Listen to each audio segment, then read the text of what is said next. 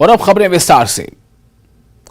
श्रीकांत शर्मा का शिमला पहुंचे पर पूर्व मंत्री सुखराम चौधरी ने शानदार स्वागत किया है। श्रीकांत शर्मा का चुनाव के दौरान रोकने का कार्यक्रम है। नेता प्रतिपक्ष जयराम ठाकुर के कोरोना संक्रमित होने के बाद बीजेपी थोड़े संकट में है और प्रचार की कमान कौन संभालेगा, इसे लेकर मंथन चल रहा है। तो दरअसल जिस तरह से जयराम ठाकुर के कोरोना पॉजिटिव होने के बाद जो एक संकट बीजेपी के अंदर वहां उभरा है, संकट इसको लेकर उभरा है कि शिमला नगर निगम का चुनाव होना है और चुनाव से ऐन कबल ये संक्रमित हो गए हैं। ऐसे में जो प्रचार की कमान है उसके संभालने को लेकर एक सवाल उठ रहा है कि आखिर हिमाचल प्रदेश में शिमला नगर निगम चुनाव का प्रचार की कमान कौन संभालेगा। तो ऐसे में श्रीकांत शर्मा का नाम सामने आ रहा है। श्रीकांत शर्मा का शिमला पहुंचने पर पूर्व मंत्री सुखराम चौधरी ने शानदार स्वागत किया। श्रीकांत शर्मा का चुनाव के दौरान रोकने का कार्यक्रम है, जो कि नेता प्रतिपक्ष जयराम ठाकुर के कोरोना संक्रमित होने के बाद बीजेपी थोड़े संकट में है और प्रचार की कमान कौन संभालेगा, इसे लेकर मंथन चल रहा है। ऐसे में थोड़ी उम्मीद इनसे जगी है कि श्रीकांत शर्मा पहुंचे हैं तो शायद ये जो एक स्थिति है उससे निपटने में थोड़ी बीजेपी को वहां आसानी हो। राजेंद्र हमारे साथ जुड़ चुके हैं सीधे तौर पर इस बारे में ज्यादा जानकारी के साथ। राजेंद्र, ये जो एक कह सकते हैं कि थोड़ी देर के लिए या थोड़े समय के लिए ये जो परेशानी बीजेपी के साथ आई है कि एक तरफ शिमला नगर निगम का चुनाव है और वही जयराम ठाकुर जो है वो संक्रमित पाए गए हैं, ऐसे में बीजेपी के सामने बड़ी परेशानी क्या है और उसका हल किस तरह निकलता नजर आ रहा है? बिल्कुल, जयराम ठाकुर के पॉजिटिव आने के बाद थोड़ी कैंपेनिंग में ज़रूर भाजपा को दिक्कत हो सकती है, लेकिन प्रदेश में कई और नेता मौजूद हैं जिनकी जिम्मेदारी इन नगर निगम चुनावों में भाजपा की तरफ से लगाई गई है। भाजपा प्रदेश अध्यक्ष सुरेश कश्यप यहाँ पर मौजूद हैं। इसके अलावा शिमला शहर से पूर्व में मंत्री रहे और विधायक रहे सुरेश भारद्वाज लगातार कमान संभाले हुए हैं। आज भी वो कांगनाधार एक वार्ड है, यहाँ पर कार्यालय का उद्घाटन करेंगे और वार्ड के लिए भाजपा कार्यालय का। इसके अलावा कई नेता मौजूद हैं, चाहे शिमला शहर से एमएलए की बात करें, हम एकमात्र एमएलए बलबीर वर्मा भाजपा के हैं, वो यहाँ पर मौजूद हैं और तमाम विधायकों की ड्यूटी भाजपा की तरफ से लगाई गई है प्रवासी प्रभारी के रूप में। इसके अलावा जो प्रत्याशी विधानसभा चुनावों में रहे उनकी जिम्मेदारी भी बोर्ड वाइज लगाई गई है। तो नेता काफ़ी हैं जिनको इन्वॉल्व किया गया है, लेकिन बड़ी जो घटनाक्रम है नगर निगम चुनावों को देखते हुए भाजपा की तरफ से वो यही है कि श्रीकांत शर्मा को प्रभारी बनाया गया है नगर निगम चुनावों का केंद्र की तरफ से। उत्तर प्रदेश से आते हैं विधायक, वहां पर रहे, हिमाचल प्रदेश पहले भी आते रहे हैं और समझते हैं हिमाचल प्रदेश की परिस्थितियों को। और आज 11 बजे बैठक वो लेंगे, अपनी पहली बैठक नगर निगम चुनाव। जो तमाम पदाधिकारी देख रहे हैं, चाहे हिमाचल प्रदेश के प्रभारी हैं, सह प्रभारी हैं, इसके अलावा संगठन मंत्री हैं, तो तमाम लोग हैं, उनके साथ बैठक आज भाजपा प्रदेश मुख्यालय दीप कमल में 11 बजे वो करने वाले हैं। तो उसके बाद परिस्थितियां समझेंगे और वार्ड वाइज जाने का कार्यक्रम भी उनका हो सकता है, जो जिस प्रकार से भाजपा की रणनीति है। और जहां तक जयराम ठाकुर की बात है, नेता प्रतिपक्ष, उनका कोरोना प्रोटोकॉल शायद जिस प्रकार से जारी है, 5 दिन का कोरोना प्रोटोकॉल रह गया है, तो तीसरा दिन आज है और 2 दिन आगे रहने वाले हैं। अभी चुनाव प्रचार काफी लंबा है, 2 तारीख को मतदान होना है, तो ऐसे में उम्मीद लगाई जा रही है कि वो भी अब क्योंकि स्वस्थ वो पूरी तरह से हैं, किसी प्रकार की दिक्कत नहीं है, लेकिन जब टेस्टिंग राष्ट्रपति से मिलने से पहले कोरोना जांच जब उन्होंने करवाई तो उसमें वो पॉजिटिव पाए गए, उसी वक्त उनको भी पता लगा कि वो कोरोना पॉजिटिव हैं। तो ऐसे में स्वास्थ्य संबंधी कोई बड़ी दिक्कत उनको नहीं है और ये उम्मीद लगाई जा रही है कि जैसे ही प्रोटोकॉल पूरा होगा वो फिर से चुनावी मैदान में उतरेंगे। लेकिन भाजपा कितनी गंभीरता से इन चुनावों को ले रही है, ये देखने वाली बात है। केंद्र की तरफ से प्रभारी नियुक्त किए गए और राष्ट्रीय अध्यक्ष जेपी नड्डा की तरफ से प्रभारी नियुक्त किए जाते हैं और उसके बाद हिमाचल आए हैं, भाजपा के संगठन मंत्री यहाँ पर हैं। इसके अलावा हिमाचल प्रदेश के प्रभारी, सह प्रभारी, पूरी जो अमला है भाजपा का, पूरे नेतृत्व प्रदेश भर का, वो इन चुनावों में जुटा हुआ है। और कांग्रेस की भी यही रणनीति है। दूसरी तरफ कांग्रेस को भी हल्के में नहीं लिया जा सकता। स्टार प्रचारक उप मुख्यमंत्री मुकेश अग्निहोत्री को बनाया गया है, जो लीड है प्रचार की वो उनके हाथों में दी गई है। इसके अलावा तमाम मंत्रियों की जिम्मेदारियां लगाई गई हैं, सीपीएस की जिम्मेदारियां लगाई गई हैं, विधायकों की जिम्मेदारियां लगाई गई हैं। तो कांग्रेस की तरफ से भी पूरा ताकत लगाई गई है इन चुनावों में और रोचक ये चुनाव होने वाले हैं, क्योंकि बहुत लंबे समय के बाद ऐसा हुआ है कि राजेंद्र, और फिलहाल अगली खबर का रुख करेंगे। अगली खबर भी काफी अहम है। दारचा शिंकुला सड़क पर रेस्क्यू जारी है। जी हां, दारचा सिंकुला सड़क पर रेस्क्यू, 9 मजदूरों को सुरक्षित दारचा लाया गया। 7 घंटे से ज्यादा समय तक चला रेस्क्यू ऑपरेशन। बर्फबारी में फंस गए थे 9 मजदूर।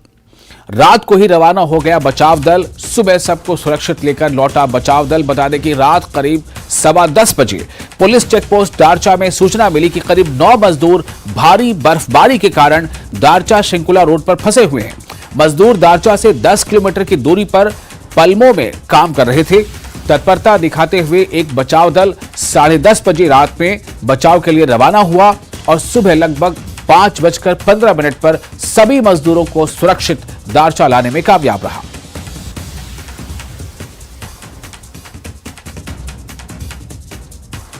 तो एक बार फिर आपको बताएं, ये खबर काफी अहम है और इस तरह से जो कि मजदूरों की सुरक्षित वापसी हुई है। रात को ही रवाना हो गया तो बचाव दल, सबको सुबह सुरक्षित लेकर लौटा है बचाव दल। बता दें कि रात करीब 10:15 बजे पुलिस चेकपोस्ट दारचा में सूचना मिली कि करीब 9 मजदूर भारी बर्फबारी की वजह से दारचा शिंकुला रोड पर फंसे हुए हैं। मजदूर दारचा से 10 किलोमीटर की दूरी पर पलमों में काम कर रहे थे। वहां जो काम चल रहा था उसमें वो बिजी थे, लेकिन बर्फबारी ने उनको वहां फंसा दिया। तत्परता दिखाते हुए एक बचाव दल 10:30 बजे रात बचाव के लिए निकला और सुबह करीब 5:15 बजे सभी मजदूरों को सुरक्षित दारचा लाने में वो कामयाब रहा है। प्रेम लाल हमारे साथ जुड़ चुके हैं फोन लाइन पर ज्यादा जानकारी के साथ। प्रेम, ये पूरा विषय क्या था, कैसे पता चला कि वो मजदूर फंस गए हैं? क्या 10 ही लोग फंसे हुए थे या ज्यादा लोग फंसे हुए थे, और किस तरह इन्हें सकुशल वहां से निकाला जा सका? बिल्कुल, जिस प्रकार से लाहौल घाटी में लगातार जो पिछले 3 दिनों से मौसम खराब चल रहा है और बर्फबारी हो रही है, इसके चलते जो दारचा शिंकुला सड़क मार्ग पर जो गर्जन गज एक कंपनी है उसमें काम करने वाले करीब 9 मजदूर जो है बर्फ में फंस गए थे। तो इसकी सूचना जो है, जो दारचा चेक पोस्ट है, पुलिस की एक चेक पोस्ट हमेशा वहाँ रहती है, तो उनको यह सूचना मिली थी कि करीब रात के 10:15 बजे कि वहाँ जो दारचा से करीब 10 किलोमीटर दूर पर ये पालमो एक जगह है, वहाँ पर कुछ मजदूर फंसे हुए हैं और बर्फ में फंसे हुए हैं। तो इसको लेकर जो है एक बचाव टीम गठित की गई और 10:30 बजे के आसपास जो है बचाव दल, पुलिस की बचाव दल जो है वहाँ की ओर रवाना हो गई।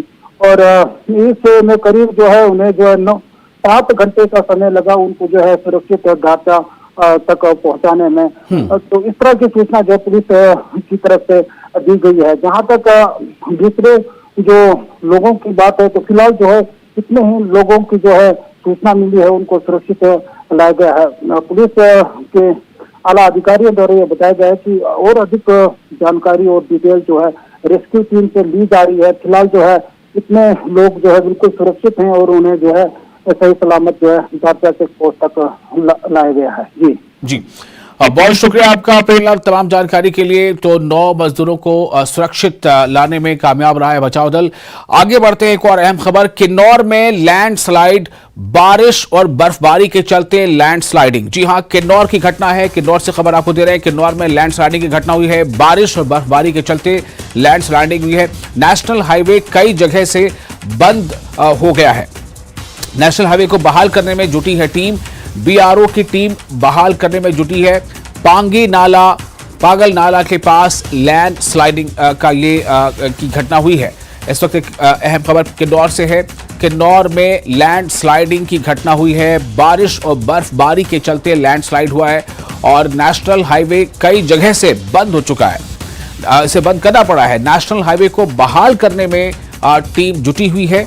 बीआरओ की टीम बहाल करने में जुटी है। इस पे पांगी नाला है, पागल नाला है, इसके पास के लैंडस्लाइड जो हुआ है उसकी वजह कर नेशनल हाईवे अभी बंद करना पड़ा है और उसे बहाल करने की लगातार कोशिशें जारी हैं।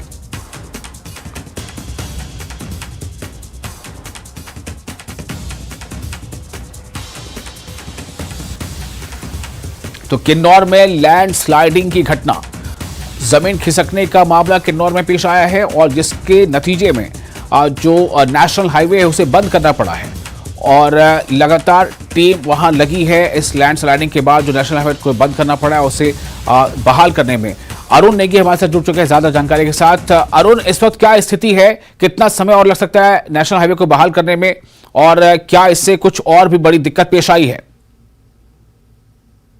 किन्नौर के अंदर जो बारिश का दौर चला है उससे राष्ट्रीय उद्योग स्थानों पर अवरुद्ध हो चुका है, लेकिन जो मार्ग बहाल करने के लिए जो मशीनरी व मजदूर जो लगे हैं जिला किन्नौर में बारिश का दौर फिर से शुरू हो गया है। ऐसे में पहाड़ी से फिर से पत्थर गिरने की संभावना जताई है, जिस कारण मार्ग बहाली के कार्य पर फिलहाल रोका गया है ताकि किसी प्रकार की जानी नुकसान ना हो। चलिए, बहुत शुक्रिया आपका इस बारे में जानकारी देने के लिए। और इसी के साथ फिलहाल एक छोटा सा ब्रेक लेते हैं। ब्रेक के बाद खबरें अभी और भी हैं, कहीं जाइएगा नहीं।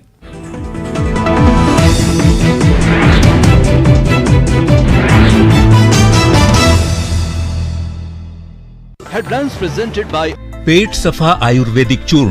पेट सफा तो हर रोग दफा।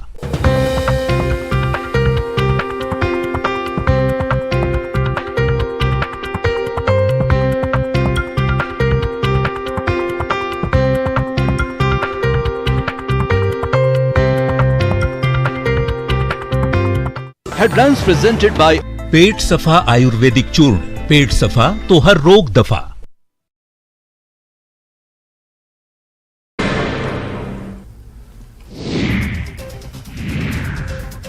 कांग्रेस की कार्यशाला में बोले सीएम गहलोत, हमने सर्वे किया है, प्रदेश में जीत रही है कांग्रेस। कार्यकर्ताओं से की अपील, राजनीति के चक्कर में न पड़े, लोगों को योजनाओं के बारे में बताएं।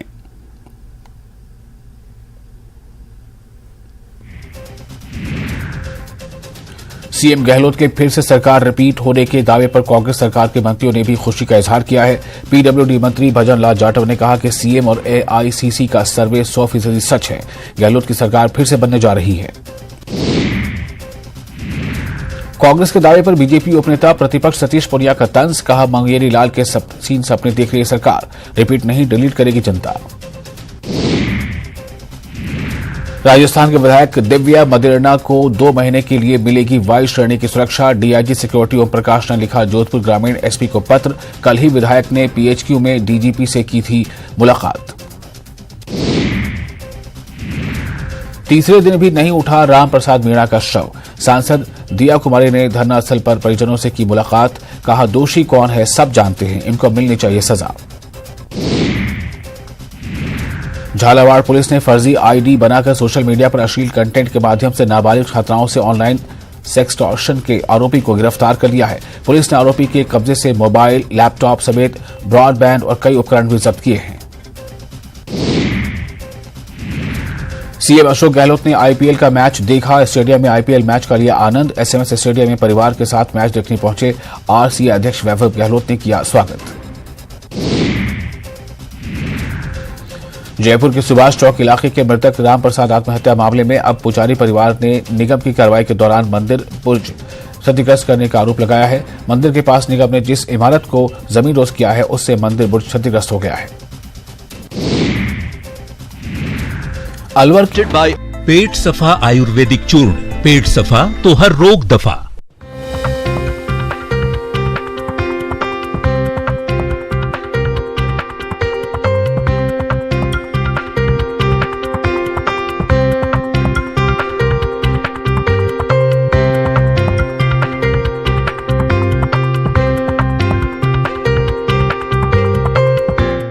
हेडलाइंस प्रेजेंटेड बाय पेट सफा आयुर्वेदिक चूर्ण।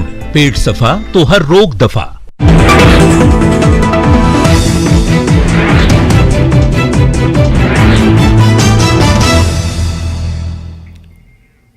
ब्रेक के बाद एक बार फिर आपका स्वागत है। आप देख रहे हैं नमस्ते हिमाचल। इस वक्त एक खबर शिमला से है। शिमला से बड़ी खबर है, जस्टिस एमएस रामचंद्र राव की सिफारिश। हिमाचल हाई कोर्ट के मुख्य न्यायाधीश के लिए सिफारिश। पंजाब हरियाणा हाई कोर्ट के जज हैं एमएस रामचंद्र राव।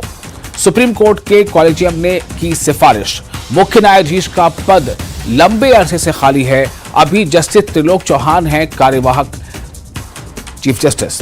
तो इस वक्त ये एक बड़ी खबर है। आपको बता रहे हैं कि शिमला से बड़ी खबर ये आ रही है कि जस्टिस एमएस रामचंद्र राव की सिफारिश है और हिमाचल हाईकोर्ट के मुख्य न्यायाधीश के लिए सिफारिश है। पंजाब हरियाणा हाईकोर्ट के जज हैं MS रामचंद्र राव। एक बार फिर से बता दें कि पंजाब हरियाणा हाई कोर्ट के जज हैं MS रामचंद्र राव और सुप्रीम कोर्ट के कॉलेजियम ने सिफारिश की है।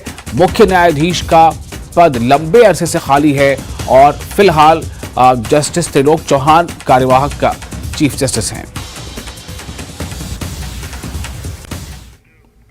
हिमाचल में बारिश और बर्फबारी का दौर। मौसम विज्ञान केंद्र ने दिया ऑरेंज अलर्ट। ऊंचे इलाकों में बारिश और बर्फबारी का अनुमान है। पश्चिमी विक्षोभ के चलते बदला है मौसम का मिजाज। ज्यादा से ज्यादा तापमान, जो अधिकतम तापमान है वो 3 से 4 डिग्री की गिरावट इसमें दर्ज की गई है। 22 अप्रैल तक हिमाचल में मौसम खराब रहेगा, ऐसा अभी अनुमान विज्ञान केंद्र के जरिए दिया गया है। और जो अभी फिलहाल जो वहां पर स्थिति है उसके मुताबिक बारिश और बर्फबारी का दौर चल रहा है हिमाचल में। मौसम विज्ञान केंद्र ने ऑरेंज अलर्ट दिया हुआ है। ऊंचे इलाकों में बारिश भी होगी और ऊंचे इलाकों में बर्फबारी ज्यादा हो सकती है। उसका अनुमान बताया गया कि जो ऊंचे इलाके हैं वहां पर बर्फबारी ज्यादा हो सकती है और बाकी इलाकों में बारिश होगी। पश्चिमी विक्षोभ के चलते ये जो मिजाज है मौसम का बदला हुआ, पश्चिमी विक्षोभ इसका एक कारण बताया जा रहा है। अधिकतम तापमान में 3 से 4 डिग्री की गिरावट भी दर्ज की गई है। 22 अप्रैल तक हिमाचल में मौसम खराब रहने के बारे में अनुमान लगाया गया है।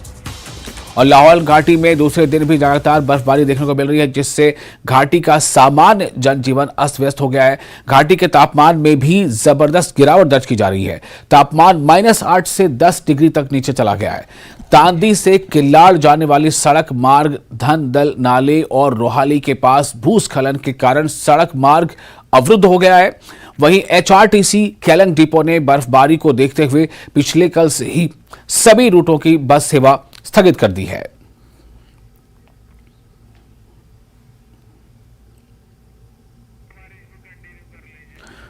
किन्नौर की पहाड़ियों पर बर्फबारी जारी है, जबकि निचले क्षेत्रों में बारिश का दौर है। इसकी वजह से ठंड बढ़ गई है और तापमान गिर गया है। प्रशासन ने लोगों से गैर जरूरी यात्रा से बचने की अपील की है। और राजेंद्र हमारे से जुड़ चुके हैं ज्यादा जानकारी के साथ। मौसम का हाल किस तरह से हिमाचल प्रदेश से बदला हुआ है, कब तक ऐसा हाल रहेगा और किन क्षेत्रों में खासतौर से ज्यादा परेशानी बढ़ गई है, इन सवालों के साथ राजेंद्र मैं आपके पास आ रहा हूं। मौसम का जो फिलहाल जो ये बदला हुआ मिजाज है, ये क्या कह रहा है? बिल्कुल बदला हुआ मिजाज किसानों और बागवानों के लिए चिंता ज़रूर पैदा कर रहा है और आने वाले 2 दिनों में प्रदेश के 10 जिलों में ऑरेंज अलर्ट जारी किया गया है। बारिश, ओलावृष्टि और हिमपात तक हो सकता है। लाहौल स्पीति की ऊंचाई वाले क्षेत्रों में 1 फीट तक बर्फबारी हो चुकी है। तो ऐसे में खुद ही समझ सकते हैं कि ठंड कितनी पूरे प्रदेश में ठंड की चपेट में आ गया है और तापमान में लगातार गिरावट दर्ज की गई है। कह सकते हैं कि मंगलवार रात से ही हिमाचल प्रदेश में लगातार रुक रुक कर बारिश जारी है और ये क्रम अभी भी चला हुआ है। आसमान में घने काले बादल छाए हुए हैं समूचे प्रदेश में और रुक रुक कर बारिश जारी है। कभी तेज बारिश हो रही है, कभी कम बारिश हो रही है। और वहीं अगर हम तापमान की बात करें तो शिमला में न्यूनतम तापमान 8 डिग्री तक पहुंच गया है। और सोचने वाली बात इस दृष्टि से है कि अप्रैल महीने में 8 डिग्री तक टेम्परेचर शिमला में पहुंच रहा है। इसके अलावा कल्पा में 5 डिग्री टेम्परेचर है और जो अधिकतम टेम्परेचर है उसमें बड़ी गिरावट आई है। 20 डिग्री से अधिक केवल नाहन में टेम्परेचर है अगर हिमाचल प्रदेश की बात करें। इसके अलावा उन्नाव में 33 डिग्री है। बाकी सभी स्थानों पर हिमाचल प्रदेश में टेम्परेचर में लगातार गिरावट दर्ज की गई है। लाहौल स्पीति के पागल नाला लगातार वहाँ पर मलबा आ रहा है। इसके अलावा जो हाई हिल्स वाले एरिया हैं अधिकांश में सड़कें मलबा आने के कारण बंद हुई है, भूस्खलन हुआ है। तो ऊंचाई वाले क्षेत्रों में लगातार दिक्कतें स्थानीय लोगों को भी हो रही हैं, पर्यटकों को भी हो रही हैं और किसानों बागवानों को तो ज़रूर दिक्कत है ही। और इसके अलावा एडवाइजरी भी मौसम विज्ञान केंद्र की तरफ से जारी की गई है कि तेज हवाएं भी चल सकती हैं। अब ये फिर ज़्यादा नुकसान करती हैं। बारिश और ओलावृष्टि के साथ जब तेज हवाएं चलती हैं तो ऐसे में जो खड़ी फसल है, गेहूँ की फसल है चाहे या फिर स्टोन फ्रूट्स हैं उनमें फ्लावरिंग है, ये बहुत नुकसान होता है जब तेज़ हवाएँ चलती हैं। पहले नुकसान ओलावृष्टि से होता है, बारिश से होता है, उसके बाद फिर तेज हवाओं से नुकसान होता है। तो ऐसे में किसानों और बागवानों के माथे पर चिंता की लकीरें जरूर आ गई हैं इस मौसम को देखते हुए। और आगे तो मौसम का बदला मिजाज जब तक मौसम अब बेहतर नहीं होता है, हालात इसी तरह बने रहेंगे। आशा ऐसी व्यक्त किया जा रही है कि 22 तारीख तक में ये इसमें सुधार होगा। बहुत शुक्रिया आपका राजेंद्र तमाम जानकारी के लिए। और अगली खबर काफी अहम है। इलेक्ट्रिक बस सेवा आज से शुरू नहीं होगी। जी हां, इलेक्ट्रिक बस सेवा जो शुरू होनी थी वो आज से शुरू नहीं होगी। खराब मौसम की वजह से सीएम का दौरा रद्द करना पड़ा है।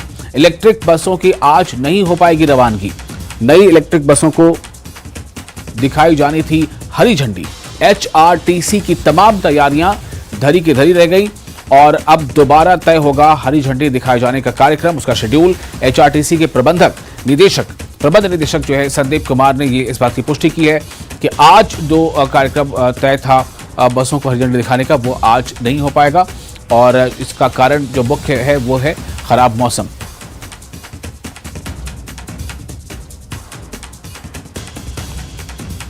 अब दोबारा इसके लिए शेड्यूल जारी होगा और यह तय किया जाएगा कि इस कार्यक्रम को दोबारा कैसे पूरा किया जाए और कब उसमें सीएम शामिल हो सकते हैं और उसे हरी झंडी दिखा सकते हैं।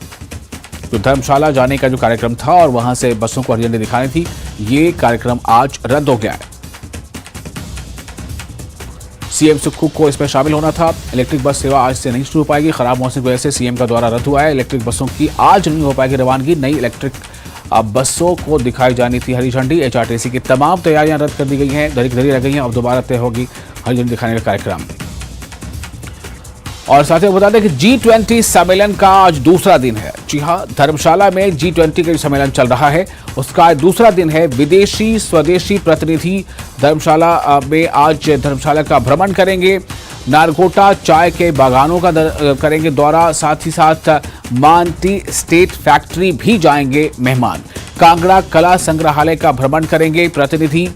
तो G20 सम्मेलन के जितने प्रतिनिधि हैं उनका आज धर्मशाला भ्रमण का कार्यक्रम है, क्योंकि आज G20 सम्मेलन का आज दूसरा दिन है और पहले दिन के बाद आज दूसरे दिन में जो खास जो कार्यक्रम है वो है धर्मशाला भ्रमण का। इसमें बताया जा रहा है कि विदेशी स्वदेशी प्रतिनिधि जो हैं वो धर्मशाला का आज भ्रमण करेंगे। नारगोटा चाय के बागानों का करेंगे दौरा। मान टी स्टेट फैक्ट्री भी जाएंगे जितने भी मेहमान हैं इस G20 सम्मेलन में। कांगड़ा कला संग्रहालय का भ्रमण भी उन्हें करना है और साथ ही साथ जितने भी प्रतिनिधि हैं वो तमाम के तमाम लोग आज भ्रमण में रहेंगे। हमारे संवाददाता विचित्र जुड़ चुके हैं इस वक्त हमारे साथ ज्यादा जानकारी के साथ। विचित्र, दो अहम चीजें आज हैं धर्मशाला में। एक तो जो G20 का जो सम्मेलन चल उसका दूसरा दिन है, तो आज क्या कुछ वहां पर मुख्य आकर्षण होगा भ्रमण में, उनके लिए कहां कहां उन्हें जाना होगा। और दूसरा जो इलेक्ट्रिक बसों को हरी झंडी दिखाने का जो आज शेड्यूल तय था, प्रोग्राम था, वो आज स्थगित हो गया है। तो आप इसके बारे में थोड़ा तफसील दे दें। जी बिल्कुल। देखिए विशाल, क्योंकि धर्मशाला यूं भी पूरे देश नहीं बल्कि दुनिया भर में बहुत खूबसूरत शहर माना जाता है। धौलाधार जो यहाँ की बहुत पाक पवित्र बहुत बड़ी एक स्नो कवर्ड रेंज है, उसको देखकर सहज ही कोई भी मेहमान हो या कोई भी सैलानी हो या कोई भी स्थानीय पर्सन ही क्यों ना हो, वो आकर्षित हो जाता है। तो इस वक्त क्योंकि G20 का ये सम्मेलन भारत की केंद्र सरकार ने अगर धर्मशाला में रखा है, क्योंकि बहुत ओपन सी जगह भी है और बहुत सारे ऐसे टूरिस्ट के लिए या टूरिज्म के बहुत से ऐसे आयाम हैं जहाँ पर कोई भी शख्स आकर जो है खुद को ठगा सा महसूस करता है प्रकृति की गोद में आकर। तो निश्चित तौर पर ये जो कार्यक्रम रखा गया है, शायद हो सकता है कि भारत की केंद्र सरकार की दूरदर्शी सोच के मुताबिक ही हिमाचल प्रदेश के धर्मशाला शहर को ही इस इतने बड़े महत्वपूर्ण इवेंट के लिए चुना गया है। तो निश्चित तौर पर जितने भी स्वदेशी और विदेशी मेहमान आए हुए हैं, उनका एक दिन जो था वो बैठकों का ही था, 5 सत्र हुए और आज जो दिन है वो उनके भ्रमण के लिए रखा गया है। तो धर्मशाला में एक दिन उनके लिए बहुत कम है, लेकिन फिर भी कोशिश की गई है कि जो और भी जितने ज्यादा से ज्यादा खूबसूरत क्षेत्र हैं उनका भ्रमण निश्चित तौर पर इन मेहमानों को करवाया जाए। तो ऐसे में इसी शेड्यूल के तहत जो है अभी फिलहाल इनको जो है वो नरगोटा के चाय के बागान जो है वहां पर ले जाया जाना है। वहां पर जो है चाय के बागानों को एक तो ये बहुत नजदीक से निहारेंगे और वहां इन चायों को कैसे चुना जाता है, उनको कैसे कलेक्ट किया जाता है, कैसे इकट्ठा किया जाता है, वो भी ये एक्सपीरियंस लेंगे। उसके तुरंत बाद जो है उसके बिल्कुल नजदीक लगती मान टी एस्टेट जो फैक्ट्री है वहां पर ले जाया जाएगा।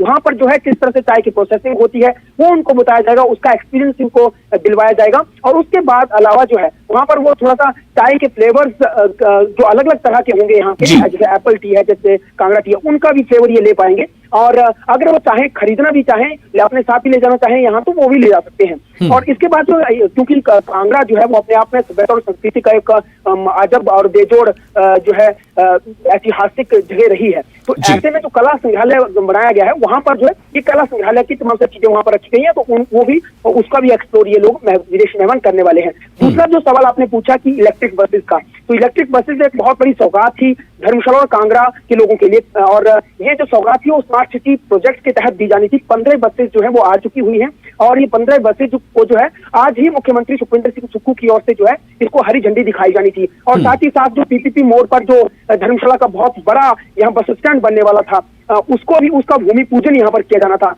क्योंकि बारिश के चलते जो है अब पूरा स्केड्यूल जो है मुख्यमंत्री का वो बदल चुका है, कार्यक्रम रद्द किया जा चुका है। एचआरटीसी के जो प्रमुख अधिकारी हैं उनकी ओर से बाकायदा हमें फोन कॉल करके ये जानकारी साझा की गई है कि ये कार्यक्रम अभी नहीं होगा, आने वाले समय में ये कार्यक्रम जो किया जाएगा। तो इसलिए जो कांगड़ा के लोग आज सौगात के इंतजार कर रहे थे, वो महत्वपूर्ण सौगात आज नहीं बल्कि कुछ दिनों के बाद मिलने वाली है। विशाल जी, बहुत शुक्रिया आपका विचित्र तमाम जानकारी के लिए। और इसी के साथ इस बुलेटिन में फिलहाल इतना ही, लेकिन न्यूज 18 जम्मू कश्मीर लद्दाख हिमाचल पर लगातार बड़ी और अहम खबरों का सिलसिला जारी है।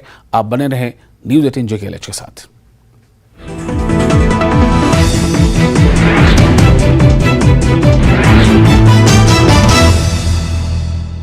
हेडलाइंस प्रेजेंटेड बाय पेट सफा आयुर्वेदिक चूर्ण। पेट सफा तो हर रोग दफा।